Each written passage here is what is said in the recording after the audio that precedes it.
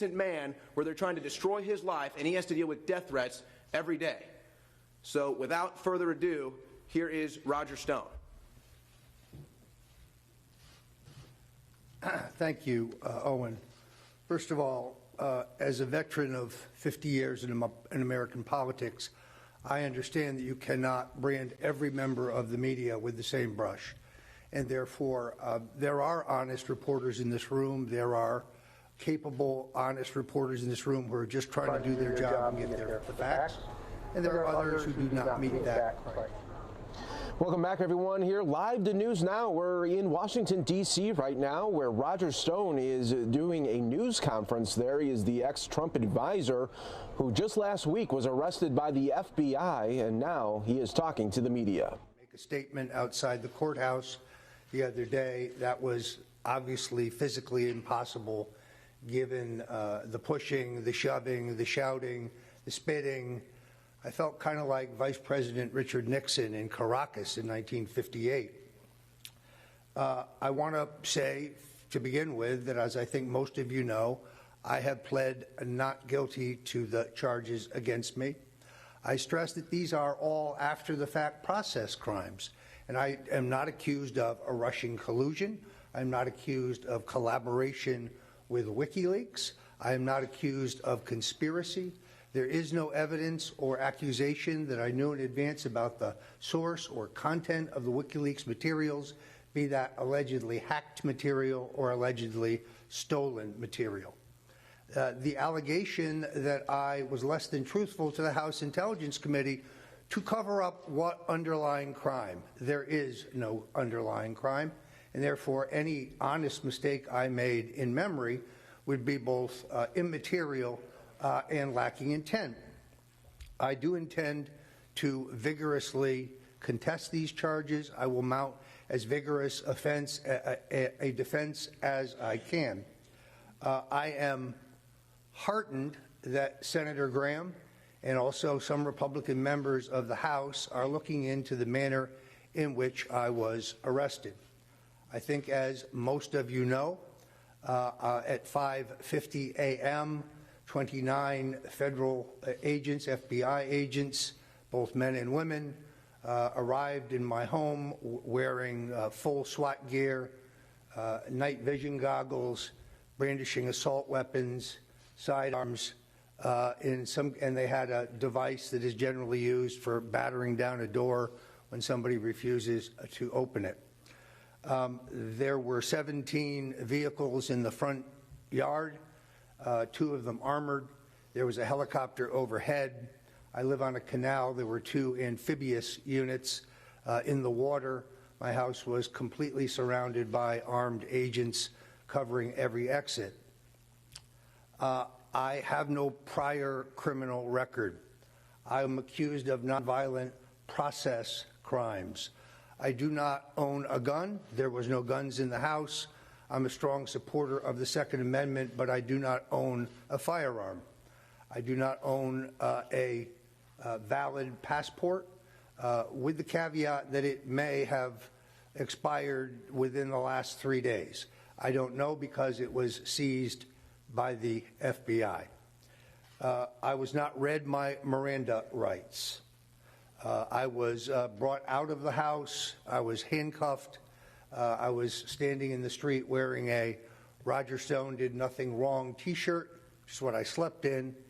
You can get those at 1776.shop. The proceeds go to my legal defense fund. Wearing a pair of cut-off sweatpants, no shoes. My wife, who is hearing impaired, was rousted from the house. She was made to stand next to me, wearing a nightgown and barefooted. The agents were professional and they were courteous once I was in custody. I have no complaint about their conduct, but the special counsel's office was well aware of the fact that I was represented. They knew the name and phone number for my lawyers, and it remains an absolute fact that my attorneys learned that I had been arrested from CNN before they had been contacted by the government. I'm heartened by the fact that Senator Graham and these House Republicans will get to the bottom of why this show of force was necessary. If I was considered dangerous, then why was the CNN camera crew allowed within 25 feet of my front door? The street, which is a one-way street, was sealed off, and nobody else, including people living on the street, were allowed to enter. So if CNN was there before the raid began, why were they allowed to stay in view of the fact that I was obviously considered dangerous? I am very tired, as you can see, but I will take your questions. The point, I guess, that bothers me the most before we get there is that FBI Director Comey lied under oath to the Congress. John Brennan, the CIA director, lied both about the Steele dossier and the investigation and the surveillance of a Senate committee looking into illegal torture before the Congress. Mr. McCabe, the associate director or assistant director of the FBI, lied under oath to Congress. General Clapper lied about the existence of a metadata collection program on Americans. These are consequential lies. These are lies that are material. And then, of course, Hillary Clinton not only lied, but she also destroyed evidence. And she lied about whether or not she had received or sent classified information, a national security breach. But there is no interest by the special counsel in any of these acts of perjury. Additionally, the New York Times reported on January 20th, 2017, that I was among three advisors to Donald J. Trump who was under surveillance. The Times has declined to retract that story. They stand by that story. I believe that story to be accurate. I believe that there are more than one FISA warrant. To be surveilled under the FISA law, one must be actively engaged in espionage for a foreign power against the United States of America. I do not meet that criteria. If I was under surveillance in a non-FISA warrant, what would be the probable cause? I'm hoping that in this trial, in discovery, we can get to the bottom of those questions. But you know that even though I forgot before the committee that I had been approached by a man named Henry Greenberg, who was an ethnic Russian, and who offered to sell me information about Hillary Clinton, an offer that I flatly refused, as accurately reported by the Washington Post. There's been no allegation regarding Mr. Greenberg. That's because Mr. Greenberg is an FBI informant. That's because Mr. Greenberg is in the country, was in the country, has been in the country under an FBI informant's warrant. Why was an FBI informant approaching me in May of 2016, 2 months prior to the FBI saying they had opened their investigation into allegations of the president's campaign colluding with the Russians? These are questions that we hope to get to the bottom of. I am grateful to InfoWars for sponsoring this because, in all honesty, I lack the personal resources to pay for this room, to pay for this microphone, Mr. Breen, to pay for any of this, and therefore I'm grateful to my colleagues at InfoWars for making this room available. I'm grateful to all of you for showing up. I have been fighting a war of censorship. I have a syndicated radio show with Owen Schroyer, my colleague, every day at 5 o'clock Eastern, 4 o'clock Central, called The War Room. We are censored across multiple social media platforms. You don't have to agree with us. You don't have to agree with Alex Jones. You have to agree with anything we say to agree with our right to express ourselves. It's called the First Amendment. It has also been very difficult, given the censorship and the shadow banning on Facebook, for me to sell my books. I'm a New York Times best-selling author. I have written 5 books, soon to be 6, and I have succeeded in making those books successful and bestsellers through the use of the extraordinarily effective targeting capability of Facebook, which is now denied me because any paid promotion that I propose is rejected for inappropriate content, even if the subject of the book is how a gentleman should dress. I would be happy to take your questions now.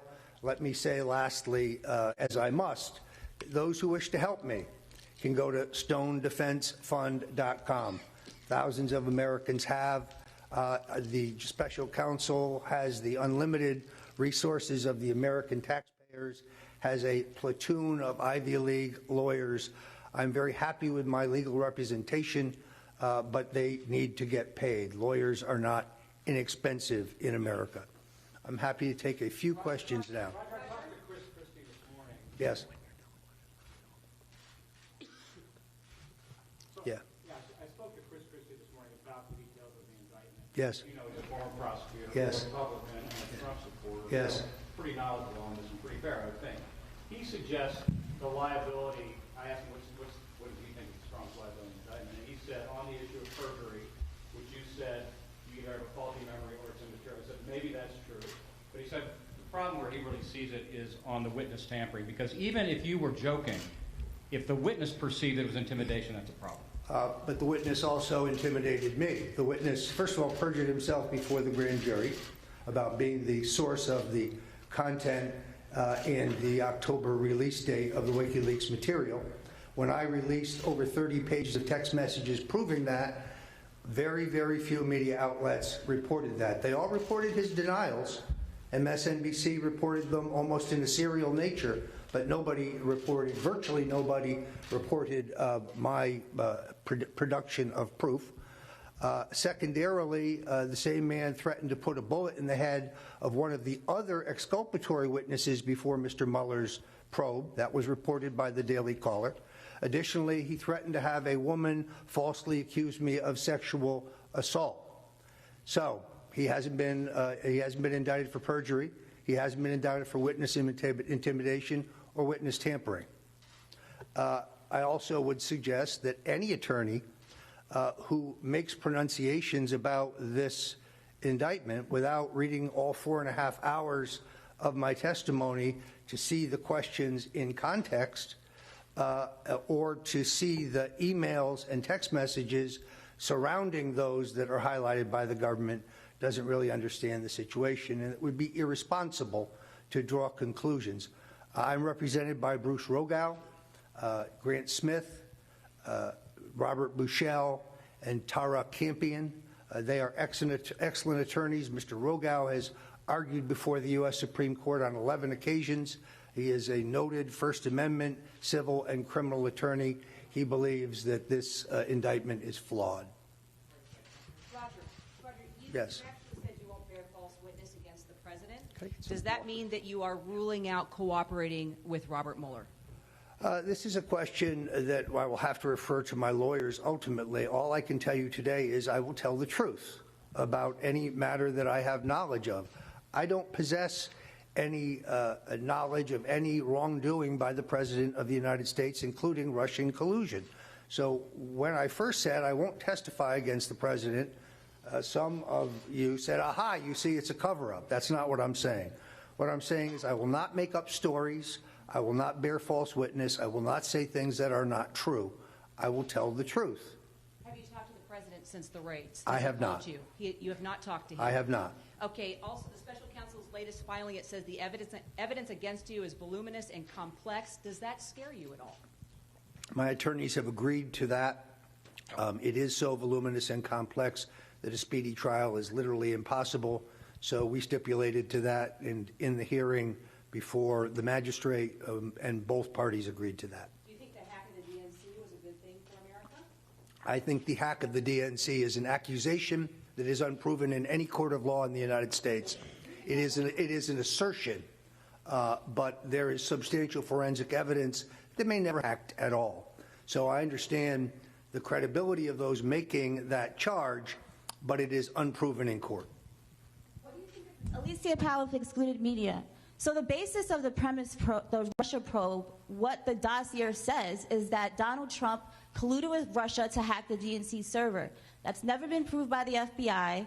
or anyone In else. fact, Donna Brazil said that the DNC destroyed the server, hired the private cybersecurity firm CrowdStrike to give the FBI replicas of what was on the server, and that's the basis of the probe. Do you think that the acting attorney general should be looking into why the DNC destroyed its server, which is, like I said, the basis of this whole Russia investigation? Well, we don't know whether they have destroyed their server. We do know I am being sued by the Democratic National Committee, and my attorneys in that action have sent a spoliation letter demanding that the server be maintained and preserved so that it can be inspected, and we can get to the bottom of the question as to whether the DNC was ever hacked at all by anyone. Maybe you should be standing up here with me. Yes, sir. I want to know that any number of defense attorneys would caution their clients against speaking in a situation like this.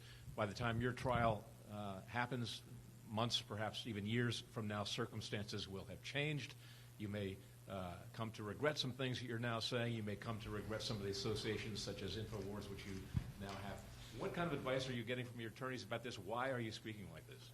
Well, first of all, if you've read my book, Stone's Rules, which I highly commend, I believe that in the current atmosphere, when one is accused of wrongdoing and one has no response, either is not available or doesn't comment, there's a presumption of guilt that perhaps is unfair but very real. I know what I did. I know what I didn't do. I know the facts of the case. I don't think I said anything today that I will regret. It will be obviously said with greater documentation in court in due time. As far as InfoWars is concerned, it's a media outlet. It's a network. I don't subscribe to everything Alex Jones says. Alex Jones doesn't subscribe to everything that I say. I'm probably a bit more libertarian than he is. We have many talented people there, but it is a perfectly reputable platform. I'm responsible for the things that I say. I agree with Alex Jones on a number of things. I'm a nationalist. He's a nationalist. We believe in American sovereignty. We believe in American exceptionalism. I'm grateful to them for hosting this, because otherwise I'd have no reasonable forum in which I can answer your questions. My cell phone is the only electronic device that I still have, which was restored to me by the FBI. I'm 400 messages behind from reporters wanting to ask me questions, so this was the most efficient way to do so. Roger, if you take yourself out of the equation and you just look at the broad scope of this, how do you explain the fact that Manafort, Flynn, Cohen, Papadopoulos case all have been found guilty of lying, and all about one issue, which is Russia? I'm not sure I agree with that formulation. They were accused of that. I'm not any of them. I can only speak to my own case, and I am not guilty. Roger, are you ready tomorrow for Judge Jackson to give you a gag order? That's certainly a possibility. We'll deal with that when it comes. I would point out that I make a living writing and speaking about politics. I would hope that the court would take that into consideration. Obviously, the government has not made a motion for that as of today that we're aware of. It would require a hearing, as I understand it. Obviously, I will adhere to any ruling of the court if they should do that. On the other hand, I would also have the right, as I understand it, to appeal.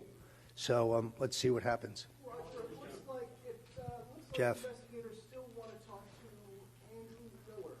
Are you prepared for the potential of a superseding indictment? Charges? I'm not aware of any information Mr. Miller has that would be detrimental to me. I have not spoken to Mr. Miller since the time that he was subpoenaed. Mr. Miller did not work for me in 2015 or 2016. He did attend the Republican National Convention. I looked around. I didn't see any Russians. You mentioned in a recent interview Roger Jerome Corsi. Do you think he's going to be indicted? I couldn't speculate.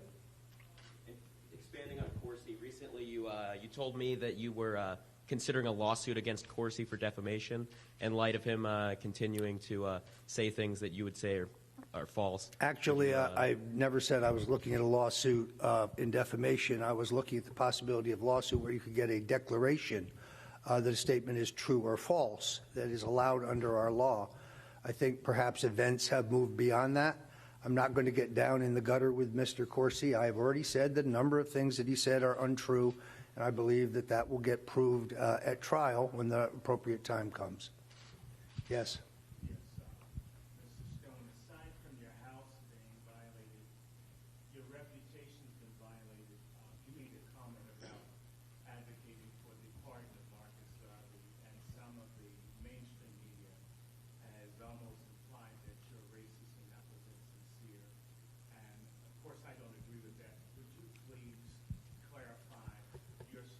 Yeah, this is one of the things that is hurtful, because I think people tend to put you in a box because I'm a Republican. Let me make this point. I have been an advocate for drug law reform for 25 years.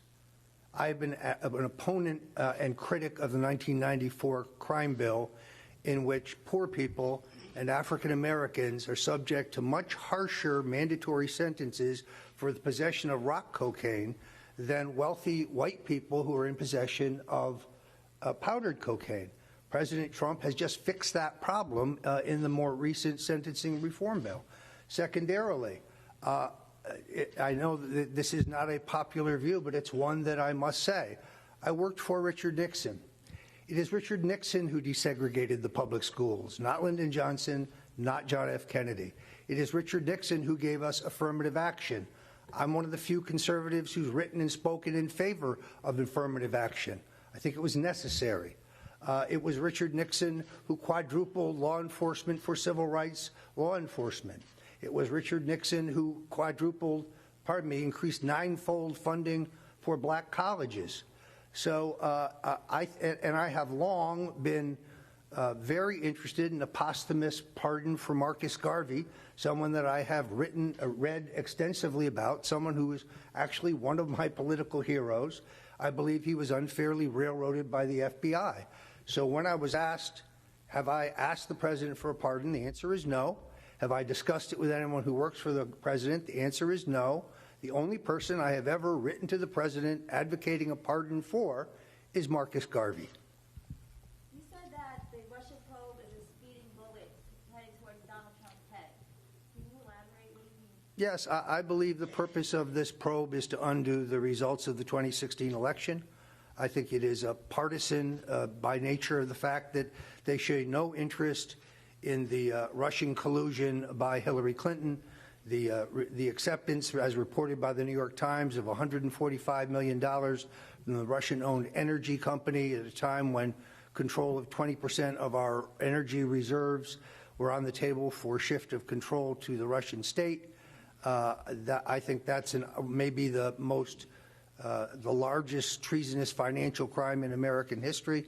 The illegal use of FISA warrants and surveillance, which is an abuse of power using the authority and capability of the state, which dwarfs what happened in Watergate as a constitutional crisis. The illegitimate use of the FBI to infiltrate the Trump campaign. There's no interest in any of these issues. All we keep talking about is non-existent Russian collusion. There's a substantial difference, in my opinion, between Russian collusion, which we have found no evidence of, that would be conspiracy, coordination with the Trump campaign, and Russian meddling, which appeared to me to be ham-handed, underfunded, incompetently done, and was at various times pro-Hillary, anti-Hillary, pro-Bernie, anti-Bernie, pro-Trump, anti-Trump, seeking just to sow the seeds of discontent among Americans. Roger, Alex Jones would like you to address what the president should do in response to the rogue special counsel, and also talk about the Democrat connections to Robert Mueller and the Russians. What Owen speaks to is the fact that the president, in my opinion, should appoint a special counsel to investigate the illicit use of FISA warrants and the illicit infiltration of his campaign by the FBI. He should direct his attorney general, either the acting attorney general or his new attorney general, to do that. He has that authority. I also think he should declassify the documents surrounding the FISA warrants and find out whether there are additional FISA warrants, as I believe they are.